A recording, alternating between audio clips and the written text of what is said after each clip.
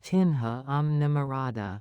O único homem que, por muito tempo, foi o meu mundo inteiro.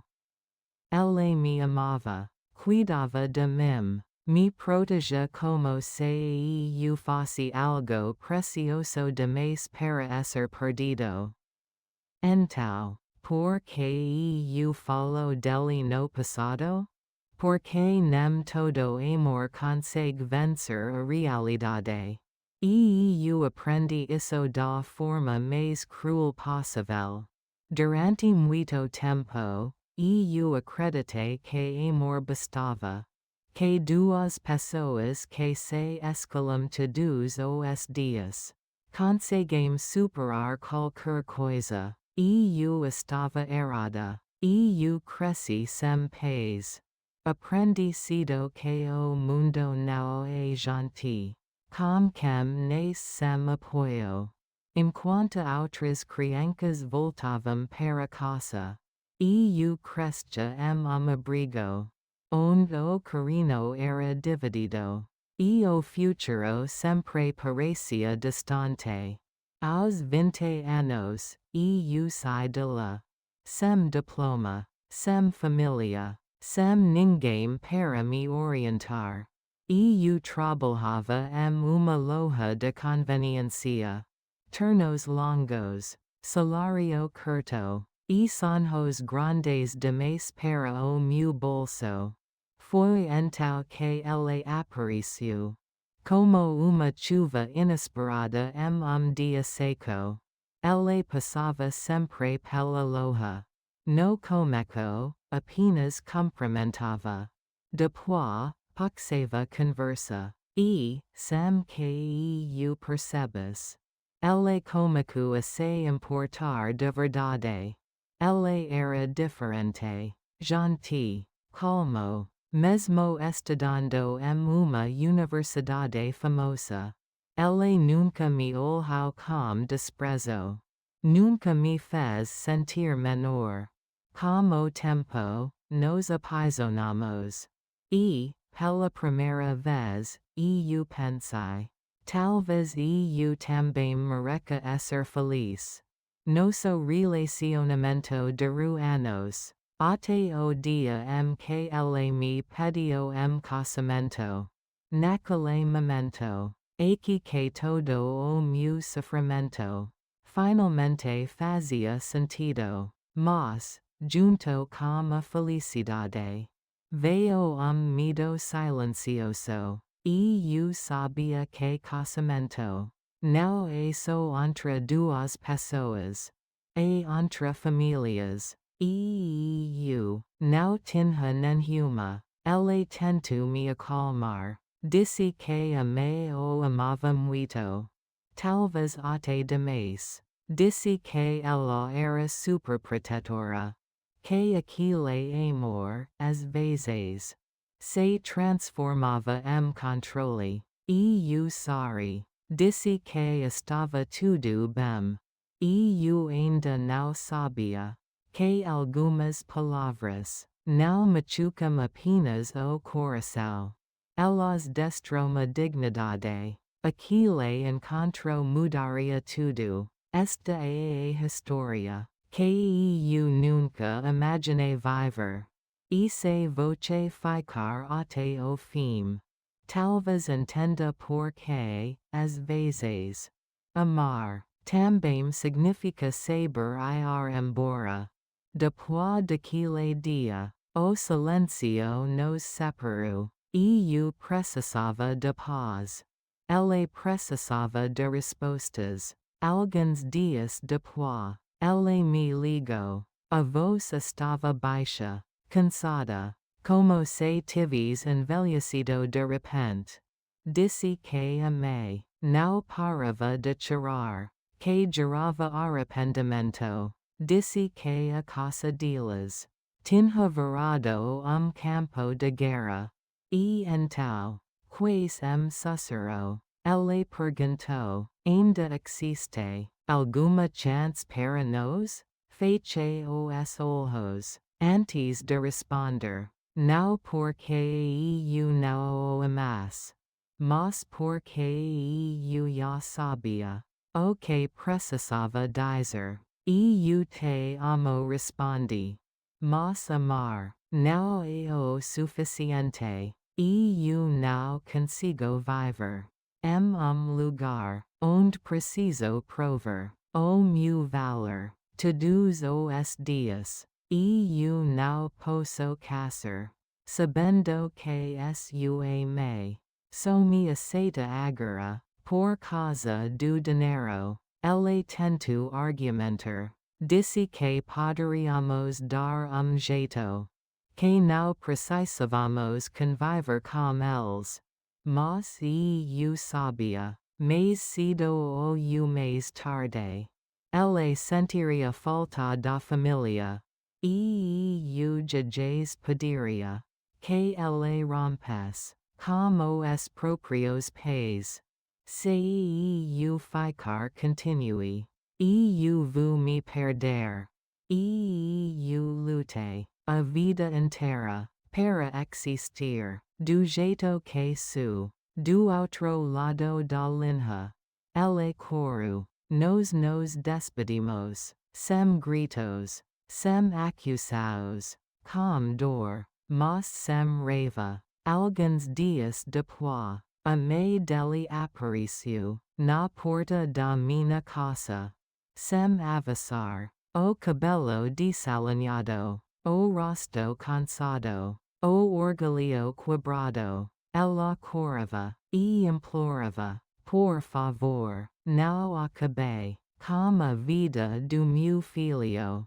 Eu errei. Eu estava fora de mim. Eu ouvi. Silêncio. Então perguntei. Com calma. A senhora se arrepende. Do que disse. Eu se arrepende. De ter descoberto. Quem eu sou? Ela não respondeu. O silêncio. Foi a resposta. Eu não vou me casar. Como se eu filho eu disse. E não é por vingança.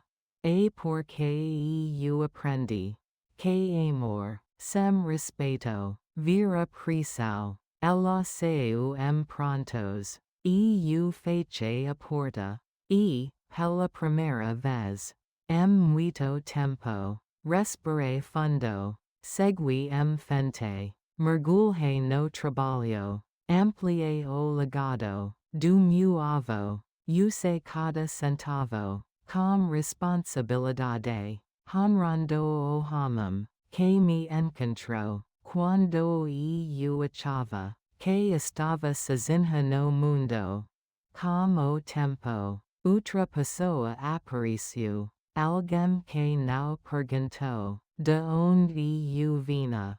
Nem o que eu tinha. Alguém que me viu. Antes de tudo. Hoje. Não sinto odio. Sinto gratidão.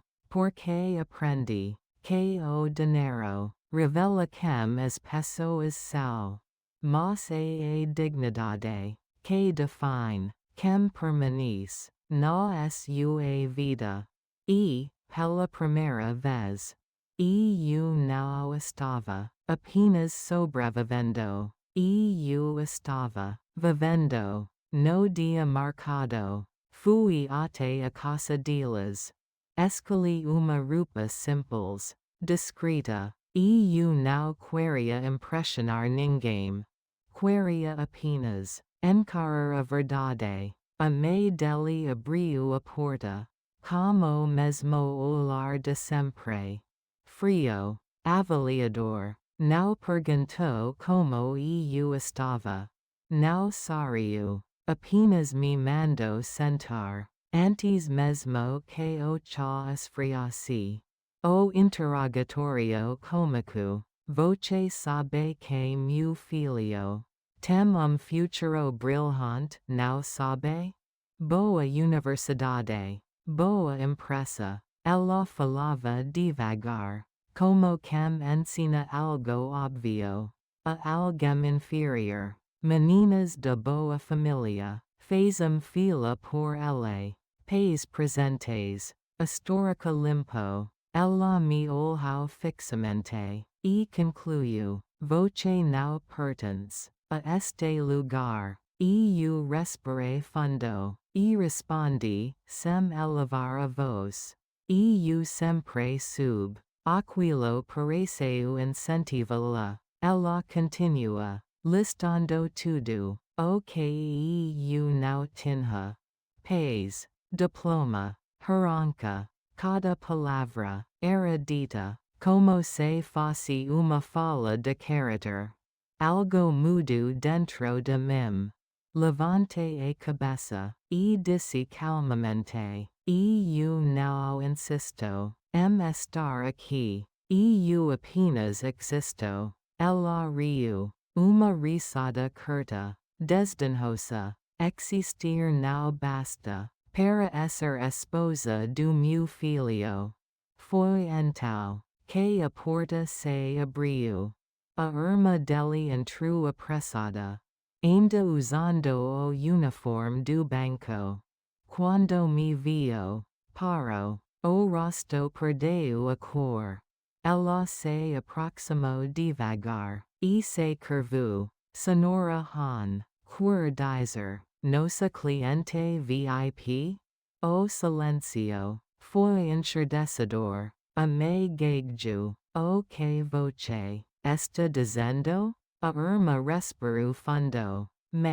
Ela é uma das maiores clientes do nosso banco. Patrimônio que nós já vimos antes. O rosto daquela mulher mudou. Não foi surpresa. Foi choque. O tom da voz dela mudou instantaneamente. Por que voce não disse isso antes? Perguntou, tentando se aproximar. O sorriso agora era suave. Forcado. Hipócrita. Família é importante, sabe? Às vezes dizemos coisas duras. Eu me levantei. Sorri pela primeira vez. E interrompi. A senhora não disse coisas duras. A senhora mostrou quem realmente é. Olhei nos olhos dela. E finalizei, sem raiva. Eu não usei dinheiro para comprar respeito. Quem me desprezo ontem, não merece me conhecer hoje. Pego minha bolsa e caminhei até a porta. Sai, sem olhar para trás. Ouvi meu namorada chamar meu nome, mas não parei. Porque, naquele instante, eu finalmente entendi. Eu não fui rejeitada por falta de valor. Fui rejeitada porque eles mediam as pessoas como a régua errada. E eu nunca mais permitiria quebrar-la. Depois que ele se foi, o mundo não ficou dramático. Ficou quieto. Silêncio diferente, mais frio. Como se até o ar tives perdido a cor. O funeral aconteceu rápido. Rápido demais. Gente que eu não conhecia. Palavras bonitas que eu mal escutava. Abrigos educados. Olhares de penha. Eu tinha encontrado uma família. Tarde demais. Mais uma vez. Eu estava prestes a ficar sozinha. Nos dias seguintes, tudo parecia sonho. Advogados, papéis, assinaturas. Eu não precisei lutar por nada. Não precisei provar nada. Eu só precisava assinar. Era estranho. Passei a vida inteira correndo atrás de migalhas, trabalhando dobrado, engolindo humilhações. De repente, o destino colocava na minha mão uma arranca inteira. Eu não conte para ninguém. Nem para ele. Não por maldade. Não por desconfiança. Mas porque eu precisava acreditar. Que as pessoas me amavam. Sem precisar saber de números. Eu voltei ao trabalho. Como se nada tivesse acontecido. Chegava cedo. Saia tarde. Quando a tristeza vinha, eu guardava no peito. Era habito antigo. Aprendi cedo a não incomodar ninguém. Com a minha dor. Mês se passou. Meu namorado ligou. Mandou mensagens. Perguntava onde eu estava. Dizia que estava preocupado. Mas eu estava em outro lugar. Tentando entender. Uma realidade nova. Que ainda não cabia em mim. Até que, dia. Quando voltei para casa. O encontrei na frente do meu prédio. O rosto dele estava abatido. Os olhos, cansados. Onde você estava? Perguntou. A voz misturava alívio e raiva. Eu aqui que algo terrível tinha acontecido. Eu abri a boca. Mas não consegui falar. Só consegui chorar. Não era choro bonito. Era choro preso. Antigo. Como se eu estivesse segurando. Há anos. Ele tentou me abraçar. Mas eu fiquei rígida. Eu perdi alguém. Foi tudo o que eu consegui dizer. Era família. Eu não sabia que ainda tinha uma. Ele ficou em silêncio. Depois pediu desculpas. Naquele instante, eu percebi que ainda o amava, mas também percebi que o peso ao nosso redor não tinha desaparecido. Alguns dias depois, ele me ligou novamente. Disse que tinha uma notícia. Amei dele. Tinha mudado de ideia. Disse que ela queria me ver. Queria conversar. Com calma. Ele estava esperançoso. Achava que aquela era a nossa chance. Meu estômago apertou. Eu conhecia aquela calma. A calma que vem antes do julgamento. Feche os olhos. E pensei no meu avô. Na lição que ele me deixou. Sem dizer uma palavra. Quem te ama de verdade. Não te medo. Respirei fundo. E aceitei o convite. Não porque eu estava pronta. Mas porque precisava ver. Até onde a hipocrisia deles chegaria. Eu ainda não sabia. Mas aquela visita revelaria a face mais feia da ambição. E que o meu silêncio. Dessa vez, seria a minha maior proteção. Alguns dias se passaram. E eu saía do trabalho. Exausta. Querendo apenas o silêncio da minha casa. A cabeça estava passada. O coração, cansado. Foi então que carro parou. Bem na minha frente. Seda preto. Elegante demais. Carro demais para aquela rua simples. Pensei que fosse engana. E tentei desviar. Mas a porta se abriu. Senhor idoso desceu do carro. O porte dele era imponente. O olhar firme. De alguém acostumado a ser obedecido. Senti arrepio. Acelerei o passo. Então ouvi minha voz. Sendo chamada. Voce a sanga? Meu corpo gelu. Como aquele homem. sabia o meu nome, olhei ao redor, a rua estava vazia, escura, nenhuma alma por perto, o pânico tomou conta, dei alguns passos para trás, e gritei, quase sem pensar, eu não tenho dinheiro. Por favor, não me faça nada. O homem regalou os olhos. Parecia confuso, surpreso, e então emocionado. Ele deu passo à frente, e tentou segurar minha mão. E eu me soltei, e comecei a correr, mas não estava sozinha. Homem mais jovem, o motorista, desceu do carro, e bloqueou meu caminho. Meu desespero foi total. Juntei as mãos, e implorei por misericórdia. Por favor, eu ainda não me casei. Foi então que o Senhor começou a rir. Não era uma risada cruel. Era uma risada tremula, quebrada, cheia de lágrimas. Aquele som me fez parar. Minha filha, não tenha medo, disse ele.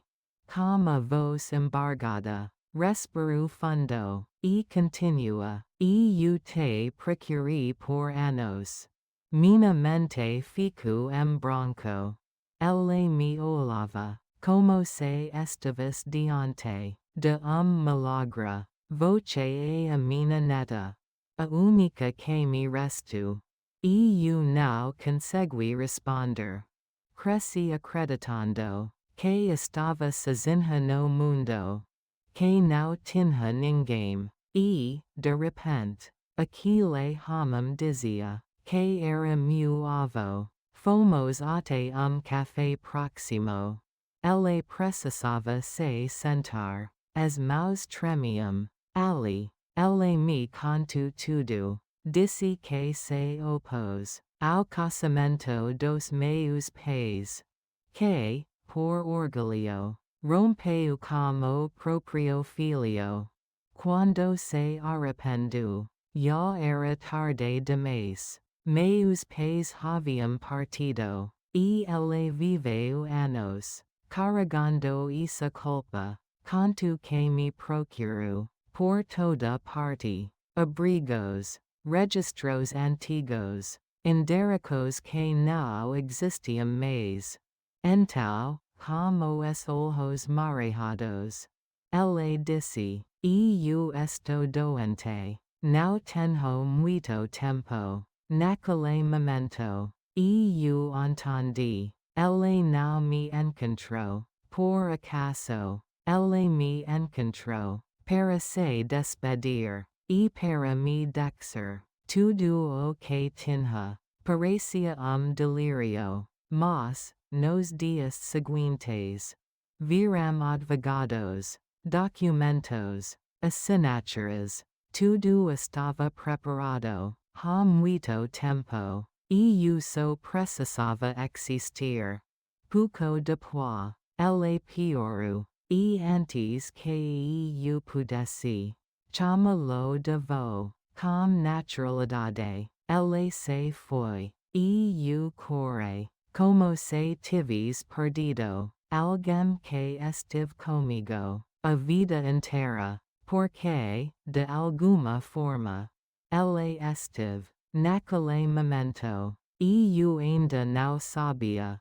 Mas aquela arranca não mudaria apenas a minha vida, ela revelaria o pior e o melhor das pessoas ao meu redor. Depois daquele dia no café, o silêncio passou a nos acompanhar.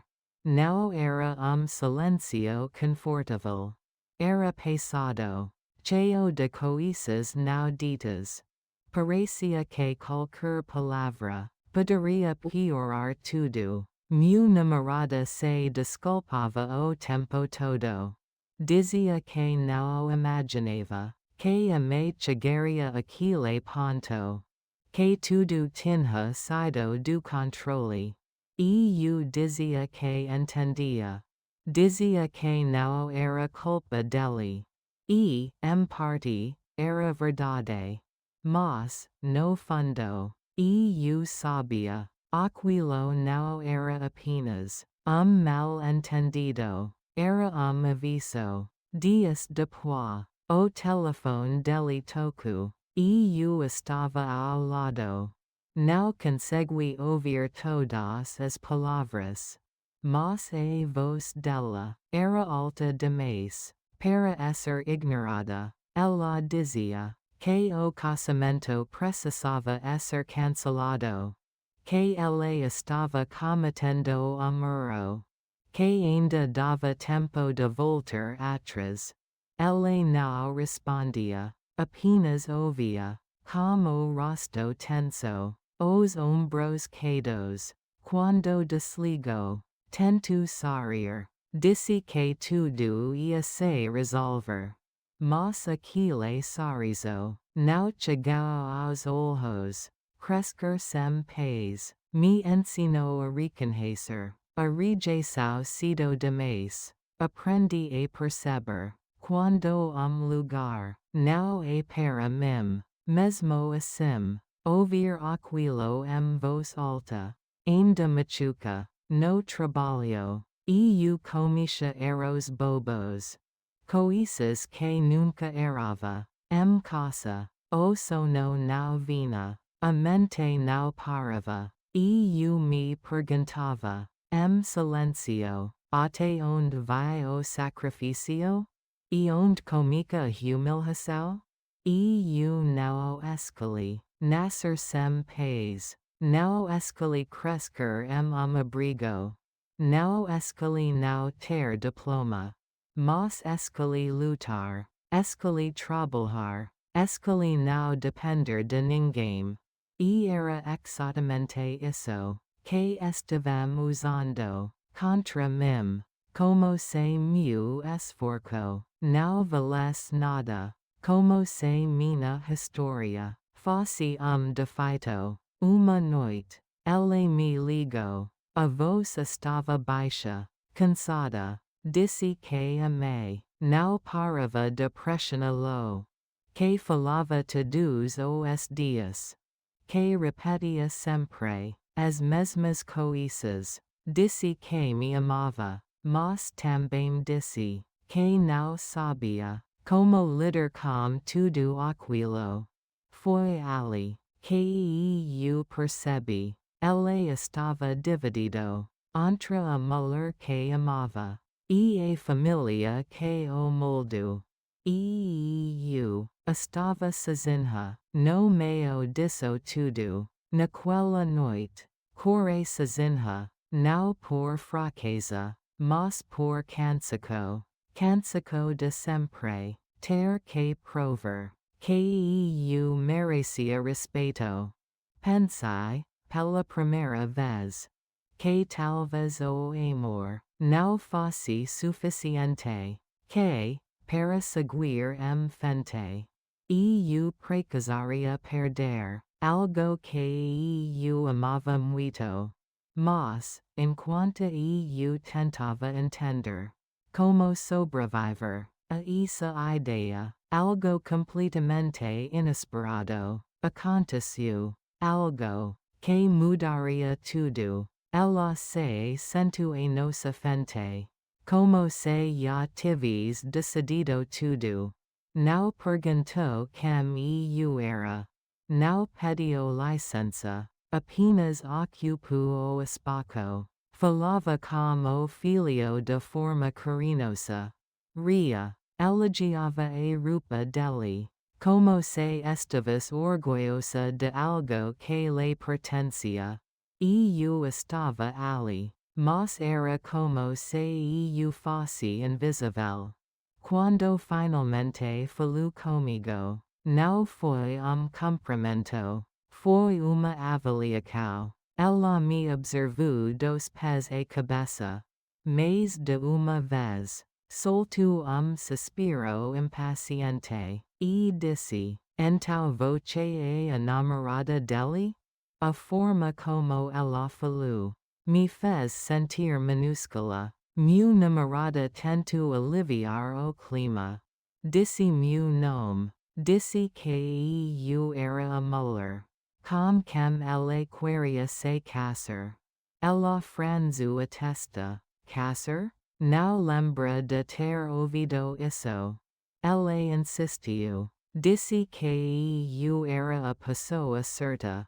Que era sério. Ela riu. Como se fosse uma piada de mau gosto. Disse que, pelo tipo de mulheres que ela costumava apresentar, esperava alguém com gosto mais chamativo. Meu rosto queimava. Mesmo assim, engoli a vergonha, e tentei ser educada. Disse que sabia o quanto ela tinha se dedicado ao filho. Que ela sempre falou dos sacrifícios dela. Que cresceu cercado de cuidado. Por segundo, ela pareceu satisfeita. Falou de si mesma. De tudo o que abriu mal. De como o filho era o centro absoluto da sua vida. E então, veio a perguntar que eu temia. E os seus pés? O que eles faziam? O silêncio na mesa passava. Respirei fundo, e respondi com cuidado. Eles faleceram quando eu era pequena. O rosto dela mudou instantaneamente. Como assim? Voce quer dizer que é órfã? Ela falou alto demais. Pessoas ao redor começaram a olhar. Meu namorada tentou interromper, mas ela continua. Então voce cresceu sozinha? Abrigo? Sem ninguém? Cada palavra era golpe direto na minha dignidade. E eu apenas assenti. A voz não saia. Ela levou as mãos ao rosto. Não por tristeza. Por choque. Como se a minha existência fosse algo inaceitável. Então começou a falar. De tradicos. De presentes. De regras não escritas. Disse que uma família de verdade precisava cumprir certos papéis, e que não aceitava que o único filho se casasse sem receber nada em troca. Meu namorada perdeu a paciência. Isso não importa, ela disse. O amor basta. Ela balancou a cabeça. Voce é bom demais, respondeu. E é por isso que sofre. Ela se levantou. Como quem encerra julgamento. Vamos cancelar o encontro oficial. Pensa melhor. Seu. Sem se despedir. E eu me curvei por reflexo. Mas ela não olhou para trás. Depois que ela se foi, meu namorada pediu desculpas. Disse que não imaginava que ela seria assim. E eu disse que entendia. Mentira. Naquele dia, algo dentro de mim se partiu. E o pior é que eu ainda não sabia que aquilo era apenas o começo. Depois que começamos a namorar, minha vida mudou devagar, mas de forma constante. E eu continuava trabalhando muito. Ainda não tinha luxo, mas já não vivia apenas para sobreviver. Com o pouco dinheiro que eu economizava, decidi arriscar. Abri pequeno negócio. Nada grandioso, nada seguro, mas era meu. Construído com noites sem dormir. E com a esperança de que, desta vez, o esforço valeria a pena. Para minha surpresa, o negócio começou a crescer. Clientes voltavam. O boca a boca funcionava. E, pouco a pouco, eu comecei a acreditar em mim. Ele sempre esteve ao meu lado. Dizia que eu era incrível. Que se orgulhava de mim. Eu me sentia forte como ele. Como se, juntos, pudéssemos enfrentar qualquer coisa. Foi por isso que aceitei o pedido de casamento. Sem hesitar. Mas, no fundo, existia uma preocupação que eu não conseguia ignorar. Os pais dele. Eu não falava muito sobre isso. Mas pensava todos os dias. Como eles me veriam? Uma mulher sem pais. Sem diploma universitário. Vinda de abrigo. Ele percebeu meu silêncio. Tentou me tranquilizar. Disse que sua me era apenas muito protetora. Que sempre cuido dele de forma excessiva. Disse também que, por causa disso, havia conflitos antigos como a irmã mais velha. Que a me fazia diferença entre os filhos. Sem perceber o quanto machucava. Ela só quer o meu bem, ele disse. Às vezes, exagera. E eu sorri. Disse que entendia. Afinal, que tipo de pessoa eu seria? Se não entendes o amor de uma mãe? Mesmo sem nunca ter tido uma. Marcamos o dia para conhecê-las. Quanto mais a data se aproximava, mais inquieto ele ficava. E, junto com ele, meu coração também se apertava. Alguns dias antes do encontro, estávamos sentados em café. Falávamos sobre trabalho, sobre planos, sobre o futuro. E eu dizia que o negócio precisava inovar. Que a concorrência estava aumentando. Ele se ofereceu para ajudar. E eu recusei. Não por orgulho, mas porque queria vencer com minhas próprias mãos. Foi naquele momento comum, uma tarde comum, que tudo começou a sair do controle. Senti uma presença atrás dele. Quando levantei os olhos, soube imediatamente quem era. Ela parecia com ele. O mesmo olhar. O mesmo jeito de observar silêncio. E eu me levantei rapidamente. E me curvei para cumprimentá-la. Meu coração batia tão forte que mal consegui ouvir minha própria voz. Ela nos olhou por alguns segundos. De cima a baixo. Suspiro. Gesto pequeno, mas pesado o suficiente para me fazer sentir transparente. Ela se sentou sem pedir permissão. Como se aquele espaço fosse dela. Começou a falar com o filho. Sorria para ele. Ria com ele. Mas, quando me olhava, o ar mudava. E eu tentei manter a calma. Respirei fundo. Disse a mim mesma que era só nervosismo. E eu ainda acreditava que respeito e sinceridade seriam suficientes. E eu ainda não sabia que aquele era apenas o começo. E que, a partir daquele encontro, nada mais seria simples entre nós três. E eu tinha namorada. O único homem que, por muito tempo, foi o meu mundo inteiro. Ele me amava, cuidava de mim, Mi protege como se eu fosse algo precioso demais para ser perdido. Então, por que eu falo dele no passado? Porque nem todo amor consegue vencer a realidade. Eu aprendi isso da forma mais cruel possível. Durante muito tempo, eu acreditei que amor bastava.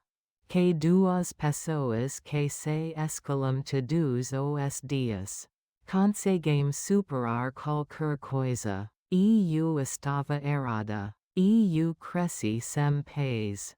Aprendi cedo que o mundo não é gentil. Com quem nasce sem apoio. Enquanto outras crianças voltavam para casa. Eu crescia em abrigo. Onde o carinho era dividido. E o futuro sempre parecia distante. Aos 20 anos, eu saí de lá. Sem diploma. Sem família. Sem ninguém para me orientar. Eu trabalhava em uma loja de conveniência. Turnos longos. Salário curto. E sonhos grandes demais para o meu bolso. Foi então que ele apareceu. Como uma chuva inesperada em dia seco. Ele passava sempre pela loja. No começo, apenas cumprimentava. Depois, passava conversa. E, sem que eu percebesse. Ele começou a se importar de verdade. Ele era diferente. Gentil. Calmo. Mesmo estudando em uma universidade famosa. Ele nunca me olhou com desprezo. Nunca me fez sentir menor. Com o tempo, nos apaixonamos. E, pela primeira vez, eu pensei. Talvez eu também mereça ser feliz. Nosso relacionamento durou anos. Até o dia em que ele me pediu casamento. Naquele momento, aqui que todo o meu sofrimento finalmente fazia sentido. Mas, junto com a felicidade, veio medo silencioso. Eu sabia que casamento não é só entre duas pessoas. É entre famílias. Eu não tinha nenhuma. Ele tentou me acalmar. Disse que o amava muito. Talvez até demais. Disse que ela era superprotetora. Que aquele amor, às vezes, se transformava em controle. Eu sorri. Disse que estava tudo bem.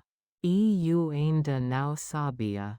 Que algumas palavras não machucam apenas o coração. Elas destroem dignidade. Aquele encontro mudaria tudo. Esta é a história que eu nunca imaginei viver.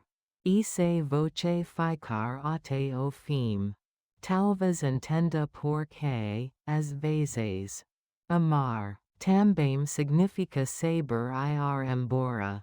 Depois que começamos a namorar, minha vida mudou devagar, mas de forma constante. Eu continuava trabalhando muito. Ainda não tinha luxo, mas já não vivia apenas para sobreviver. Com o pouco dinheiro que eu economizava, decidi arriscar. Abri pequeno negócio. Nada grandioso, nada seguro, mas era meu. Construído com noites sem dormir. E com a esperança de que, desta vez, o esforço valeria a pena. Para minha surpresa, o negócio começou a crescer. Clientes voltavam. O boca a boca funcionava. E, pouco a pouco, eu comecei a acreditar em mim. Ele sempre esteve ao meu lado. Dizia que era incrível. Que se orgulhava de mim. Me sentia forte com ele. Como se, juntos, pudéssemos enfrentar qualquer coisa. Foi por isso que aceitei o pedido de casamento. Sem hesitar. Mas, no fundo, existia uma preocupação que eu não conseguia ignorar. Os pais dele. Eu não falava muito sobre isso. Mas pensava todos os dias. Como eles me veriam? Uma mulher sem pais. Sem diploma universitário. Vinda de abrigo. Ele percebeu meu silêncio. Tentou me tranquilizar. Disse que sua me era apenas muito protetora. Que sempre cuido dele de forma excessiva. Disse também que, por causa disso, havia conflitos antigos com a irmã mais velha. Que a me fazia diferença entre os filhos. Sem perceber o quanto machucava. Ela só quer o meu bem, ele disse. Às vezes, exagera. Eu sorri. Disse que entendia. Afinal, que tipo de pessoa eu seria? Se não entendes o amor de uma mãe? Mesmo sem nunca ter tido uma. Marcamos o dia para conhecerlos. Quanto mais a data se aproximava, mais inquieto ele ficava. E, junto com ele, meu coração também se apertava. Alguns dias antes do encontro, estávamos sentados em café. Falávamos sobre trabalho, sobre planos, sobre o futuro. Eu dizia que o negócio precisava inovar. Que a concorrência estava aumentando. Ele se ofereceu para ajudar. Eu recusei. Não por orgulho, mas porque queria vencer com minhas próprias mãos. Foi naquele momento comum, uma tarde comum, que tudo começou a ser do controle. Senti uma presença atrás dele. Quando levantei os olhos, imediatamente quem era. Ela parecia com ele. O mesmo olhar. O mesmo jeito de observar silêncio. Eu me levantei rapidamente. E me curvei para cumprimentá-la. Meu coração batia tão forte que mal consegui ouvir minha própria voz. Ela nos olhou por alguns segundos. De cima a baixo. Suspiro. Gesto pequeno, mas pesado o suficiente para me fazer sentir transparente. Ela se sentou sem pedir permissão. Como se aquele espaço fosse dela. Começou a falar com o filho. Sorria para ele. Ria com ele. Mas, quando me olhava, o ar mudava. Eu tentei manter a calma. Respirei fundo. Disse a mim mesma que era só nervosismo. Eu ainda acreditava que respeito e sinceridade seriam suficientes. Eu ainda não sabia que aquele era apenas o começo. E que, a partir daquele encontro, nada mais seria simples. Entre nós três, ela se sentou a nossa frente, como se já tivesse decidido tudo. Não perguntou quem eu era. Não pediu licença. Apenas ocupou o espaço. Falava com o filho de forma carinhosa. Ria. Elogiava a roupa dele. Como se estivesse orgulhosa de algo que lhe pertencia. Eu estava ali, mas era como se eu fosse invisível. Quando finalmente falou comigo. Não foi cumprimento. Foi uma avaliação. Ela me observou dos pés à cabeça. Mais de uma vez. Soltou suspiro impaciente. E disse, então você é a namorada dele? A forma como ela falou me fez sentir minúscula. Meu namorada tentou aliviar o clima. Disse meu nome. Disse que eu era a mulher. Com quem ela queria se casar. Ela franziu a testa. Casar? Não lembra de ter ouvido isso. Ela insistiu. Disse que eu era a pessoa certa. Que era sério. Ela riu. Como se fosse uma piada de mau gosto. Disse que, pelo tipo de mulheres que ela costumava apresentar, esperava alguém com gosto mais chamativo. Meu rosto queimava. Mesmo assim, engoli a vergonha, e tentei ser educada. Disse que sabia o quanto ela tinha se dedicado ao filho. Que ela sempre falou dos sacrifícios dela. Que cresceu cercado de cuidado. Por segundo, ela pareceu satisfeita. Falou de si mesma. De tudo o que abriu mal. De como o filho era o centro absoluto da sua vida. E então, veio a perguntar que eu temia. E os seus pés? O que eles faziam? O silêncio na mesa passava. Respirei fundo, e respondi com cuidado. Eles faleceram quando eu era pequena. O rosto dela mudou instantaneamente. Como assim? Você quer dizer que é órfã? Ela falou alto demais. Pessoas ao redor começaram a olhar.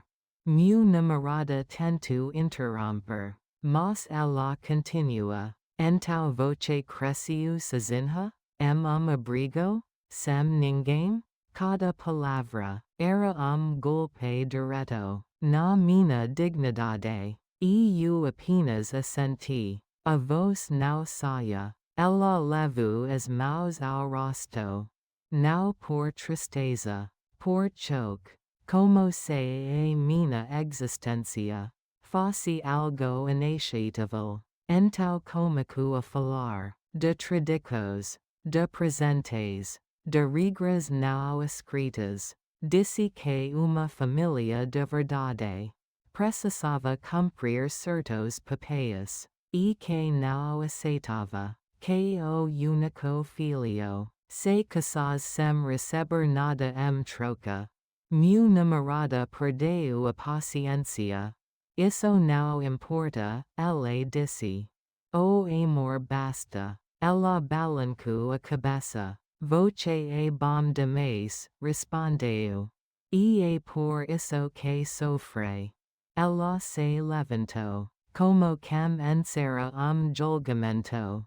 Vamos cancelar o encontro oficial.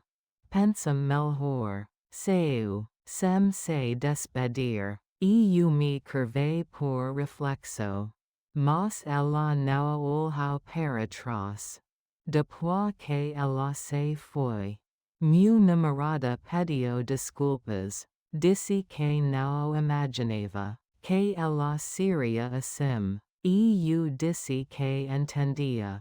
Mentira. Naquele dia, algo dentro de mim se partiu. E o pior é que eu ainda não sabia que aquilo era apenas o começo. Depois daquele dia no café, o silêncio passou a nos acompanhar. Não era silêncio confortável. Era pesado, cheio de coisas não ditas. Parecia que qualquer palavra poderia piorar tudo. Meu namorada se desculpava o tempo todo. Dizia que não imaginava, que a me chegaria aquele ponto, que tudo tinha sido do controle. Eu dizia que entendia. Dizia que não era culpa dele. Em parte, era verdade. Mas, no fundo, eu sabia. Aquilo não era apenas mal entendido. Era aviso. Dias depois, o telefone dele tocou. Eu estava ao lado. Não consegui ouvir todas as palavras.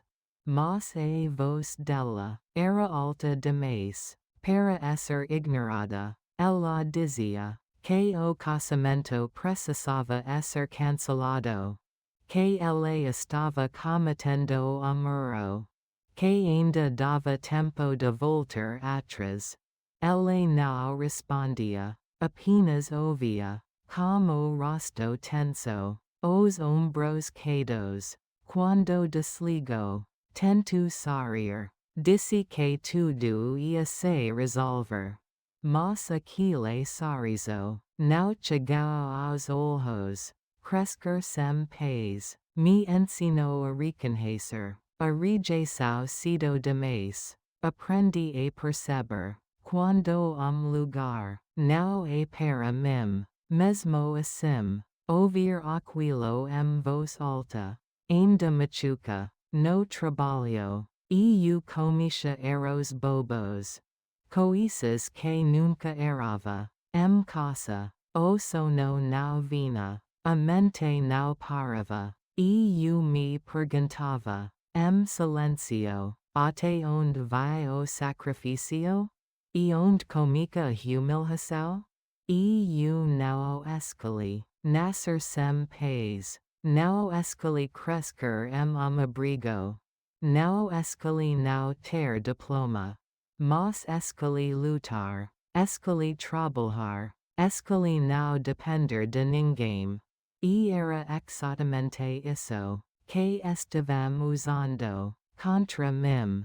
Como se meu esforço não valesse nada. Como se minha história fosse defeito. Uma noite, ele me ligou. A voz estava baixa, cansada. Disse que a me não parava de pressioná-lo. Que falava todos os dias. Que repetia sempre as mesmas coisas. Disse que me amava, mas também disse que não sabia como lidar com tudo aquilo. Foi ali que eu percebi. Ele estava dividido entre a mulher que amava e a família que o moldou. E eu estava sozinha no meio disso tudo. Naquela noite, chorei sozinha, não por fraqueza, mas por cansaço. Cansaço de sempre ter que provar que eu merecia respeito. Pensei, pela primeira vez, que talvez o amor não fosse suficiente, que, para seguir em frente, eu precisaria perder algo que eu amava muito. Mas, enquanto eu tentava entender como sobreviver a essa ideia, algo completamente inesperado aconteceu. Algo que mudaria tudo. Alguns dias se passaram e eu saía do trabalho exausta, querendo apenas o silêncio da minha casa. A cabeça estava pesada, o coração cansado. Foi então que carro parou bem na minha frente. Seda preto, elegante demais. Carro demais para aquela rua simples. Pensei que fosse engano, e tentei desviar, mas a porta se abriu. Senhor idoso desceu do carro. O porte dele era imponente. O olhar firme, de alguém acostumado a ser obedecido. Senti arrepio. Acceleré o passo. Então ouvi minha voz. Sendo chamada. Voce a sanga? Meu corpo gelu. Como aquele homem. Sabia o meu nome? Olhei ao redor. A rua estava vazia. Escura. Nenhuma alma por perto. O panico tomou conta. De alguns passos para trás. E gritei, quase sem pensar. Eu não tenho dinheiro. Por favor, não me faça nada. O homem regalou os olhos. Parecia confuso, surpreso, e então emocionado. Ele deu passo à frente. E tentou segurar minha mão. E eu me soltei. E comecei a correr. Mas não estava sozinha. Homem mais jovem. O motorista. Desceu do carro. E bloqueou meu caminho. Meu desespero foi total. Juntei as mãos. E implorei por misericórdia. Por favor. E eu ainda não me cansei. Foi então que o Senhor começou a rir. Não era uma risada cruel. Era uma risada tremula, quebrada, cheia de lágrimas. Aquele som me fez parar. Minha filha, não tenha medo, disse ele. Com a voz embargada, respirou fundo, e continua. E eu te procurei por anos.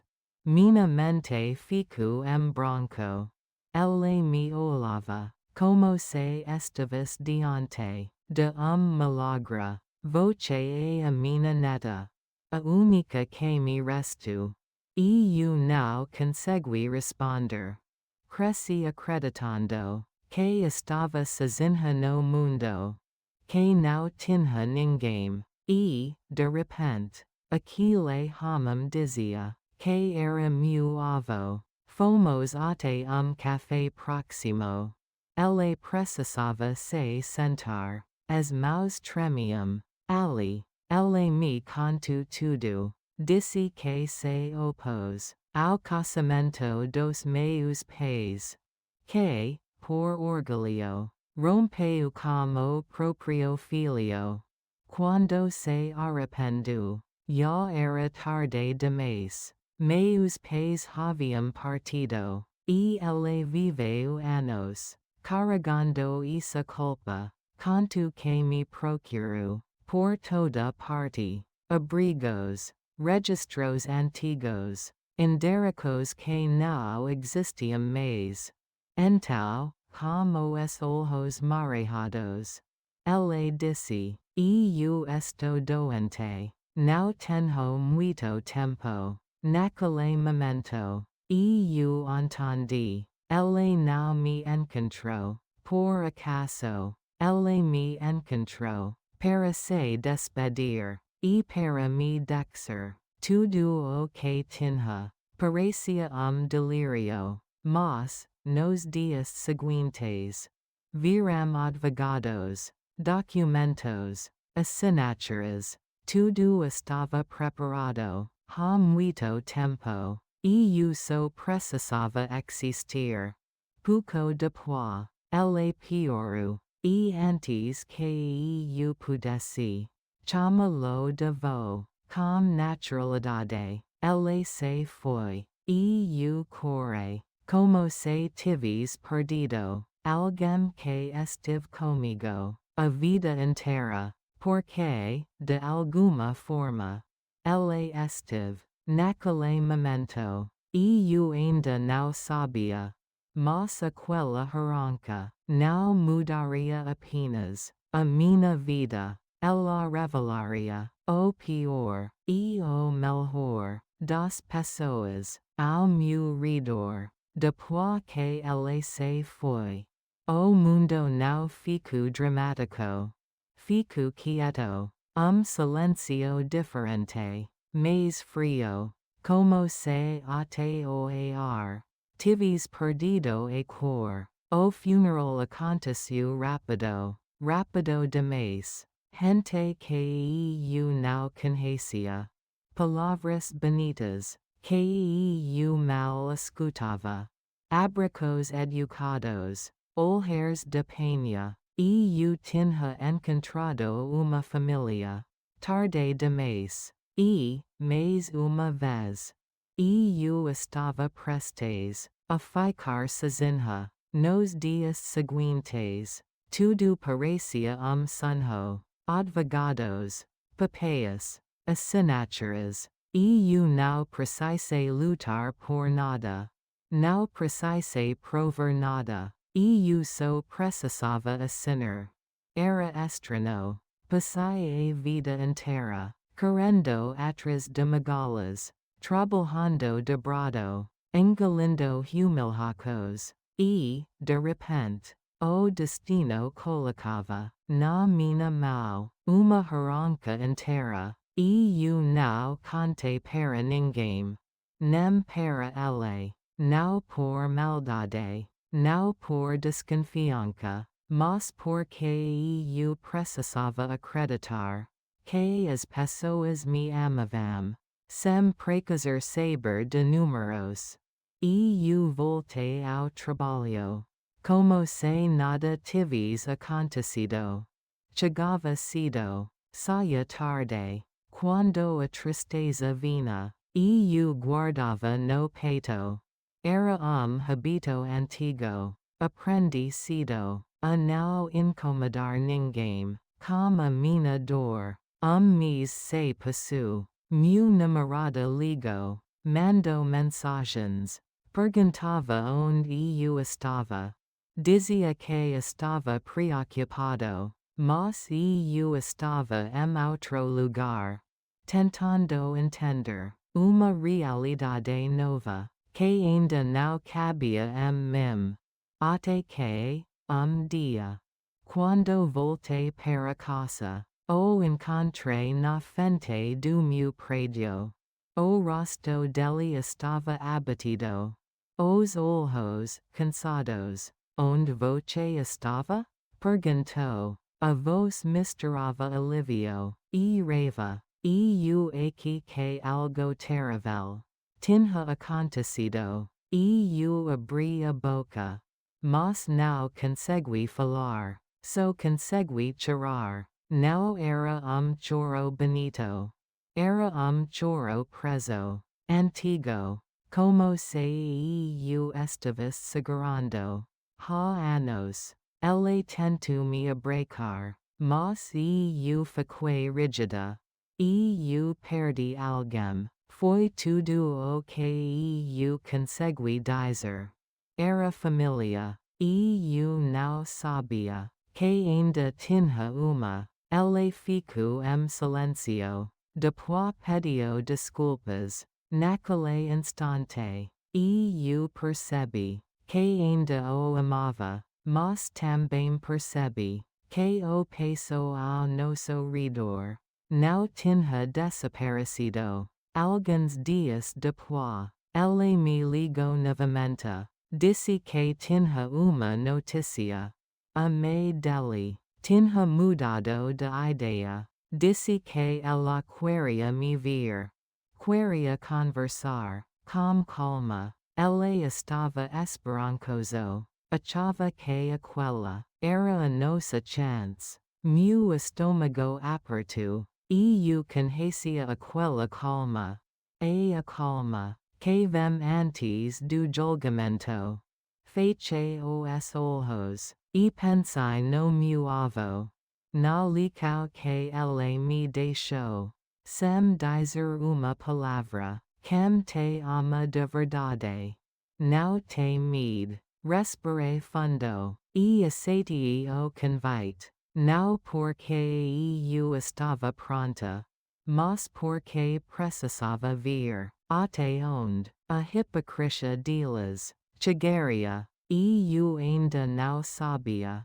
Mas aquela visita revelaria a face mais feia da ambição. E que o meu silêncio.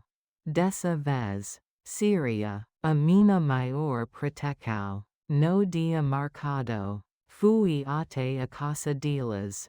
Escolhi uma roupa simples, discreta, eu não queria impressionar ninguém. Queria apenas encarar a verdade. Amei dele abriu a porta, como mesmo olhar de sempre. Frio, avaliador, não perguntou como eu estava. Não saiu, apenas me mandou sentar, antes mesmo que o chá esfriasse. O interrogatório cômico, você sabe que meu filho tem futuro brilhante, não sabe? Boa universidade, boa empresa. Ela falava devagar, como quem ensina algo óbvio a alguém inferior. Meninas de boa família, fez fila por ele.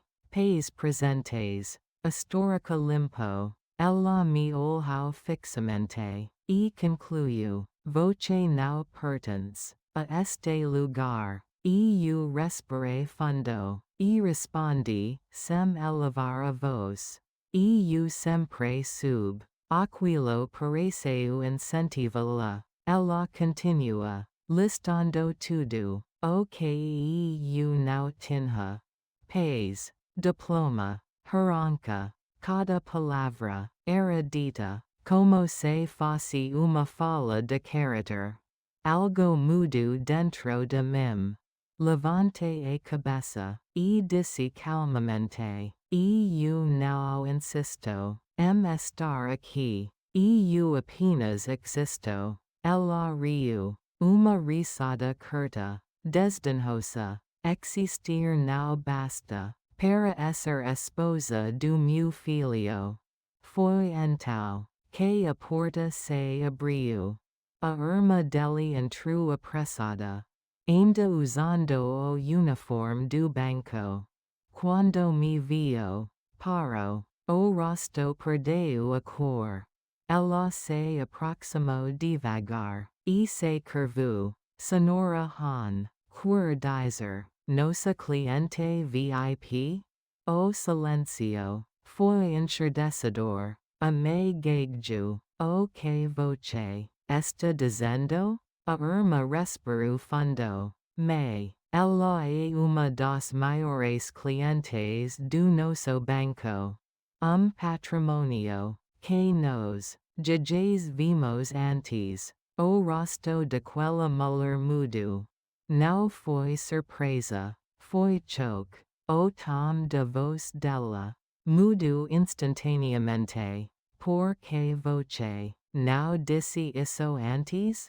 Perguntou, tentando se aproximar. O sorriso agora era suave. Forcado, hipócrita. Família é importante, sabe? Às vezes dizemos coisas duras. Eu me levantei. Sorri pela primeira vez. E interrompi. A senhora não disse coisas duras. A senhora mostrou quem realmente é. Olhei nos olhos dela, e finalizei, sem raiva. Eu não usei dinheiro para comprar respeito. Quem me desprezo ontem, não merece me conhecer hoje. Pego minha bolsa, e caminhei até a porta. Sai, sem olhar para trás. Ouvi meu namorada chamar meu nome, mas não parei, porque, naquele instante, eu finalmente entendi. Eu não fui rejeitada por falta de valor. Fui rejeitada porque eles mediam as pessoas como a régua errada. E eu nunca mais permitiria quebrar nela. Depois daquele dia, o silêncio nos separou. Eu precisava de paz. Ele precisava de respostas. Alguns dias depois, ele me ligou. A voz estava baixa, cansada. como se tivis envelhecido de repente. Disse que amei, não parava de chorar, que gerava arrependimento. Disse que a casa deles tinha virado campo de guerra. E então, quais sucederão? Ele perguntou, ainda existe alguma chance para nós? Feche os olhos, antes de responder. Não porque eu não o amasse, mas porque eu já sabia o que precisava dizer. Eu te amo, respondi. Mas amar não é o suficiente. Eu não consigo viver lugar onde preciso provar o meu valor todos os dias. Eu não posso casar, sabendo que isso é me. Só me aceita agora, por causa do dinheiro. Ele tentou argumentar. Disse que poderíamos dar jeito. Que não precisávamos conviver com eles. Mas eu sabia, mais cedo ou mais tarde, ele sentiria falta da família. E eu jamais pediria que ele rompesse com os próprios pés. Se eu ficar continue, eu vou me perder. E eu lutei a vida inteira para existir do jeito que sou, do outro lado da linha. Ele coro, nos despedimos, sem gritos, sem acusaos, com dor, mas sem raiva. Alguns dias depois, a mãe dele apareceu na porta da minha casa, sem avisar. O cabelo desalinhado, o rosto cansado, o orgulho quebrado. Ela chorava e implorava, por favor, não acabe com a vida do meu filho. E eu errei. E eu estava fora de mim. E eu a ouvi, silêncio. Então perguntei, com calma, a senhora se arrepende do que disse? Eu se arrepende de ter descoberto quem eu sou? Ela não respondeu. O silêncio foi a resposta. Eu não vou me casar com esse filho. Eu disse. E não é por vingança. É porque eu aprendi que amor, sem respeito, vira prisão. Ela saiu prontos. E eu fechei a porta. E, pela primeira vez, muito tempo, respirei fundo. Segui frente. Mergulhei no trabalho. Ampliei o legado do meu avô. Usei cada centavo com responsabilidade. Honrando o homem que me encontrou quando eu achava que estava sozinha no mundo. Com o tempo, outra pessoa apareceu. Alguém que não perguntou de onde eu vinha, nem o que eu tinha. Alguém que me viu antes de tudo. Hoje, não sinto odio, sinto gratidão, porque aprendi que o dinheiro revela quem as pessoas são. Mas é a dignidade que define quem permanece na sua vida. E, pela primeira vez, eu não estava apenas sobrevivendo. Eu estava vivendo.